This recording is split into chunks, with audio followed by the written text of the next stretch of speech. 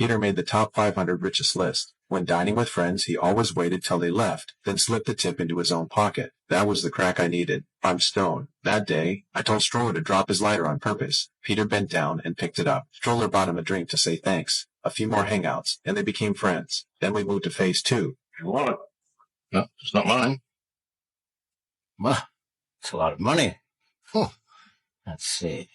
Mark Hamilton, Claycy Hughes Associates. Stroller said he'd hand it to the waiter, but Peter already had ideas. A thank you reward wouldn't hurt. He took the wallet and personally returned it to the address. That was the bite we were waiting for. When the door opened, I greeted them warmly. To show my gratitude, I offered both of them a generous reward, said it was just a friendly gesture. But before Peter could accept, someone knocked on the door.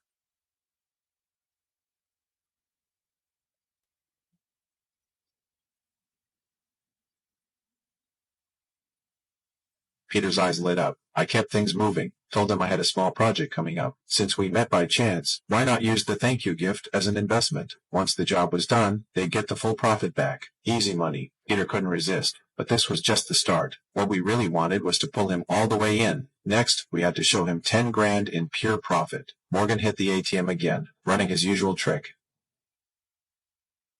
Stroller went further, lifting wallets up and down the block. We worked the streets and scraped together the 10 grand. The next day, I called Stroller and Peter to my office. In front of him, we split the cash, 5 grand each. Peter was stunned. He put in $500 and got $50,000 back in one day. Stroller leaned in, suggested we invest more. Peter hesitated. Then, another knock. Danny burst in, tears flowing, thanking me for saving his company. He swore he'd keep investing, no matter what. I kept my distance, said I had another investor coming, and we'd talk later. Helen, perhaps you'd like to show Tony and Peter out? No, wait. I mean, if there is another deal up for grabs, well, I'd like to hear about it. I didn't rush. Told them to meet me tomorrow at my office. I needed to go big. Had to show him what I was worth. We found a tall office tower. Morgan used fake credentials to get past reception. Found an empty luxury office, swapped the nameplate, and it was ours. I went to a hotel, posed as a valet, drove off with a limited edition car, and even pocketed a 200 dip. Morgan picked up Stroller and Peter. Danny stormed the front desk, charmed the receptionist. Stacy flipped them inside. It was time for the pitch. Now, what I'm about to show you may be foolproof, but it's also illegal. There's no victim, but it is against the law. Would you like me to continue?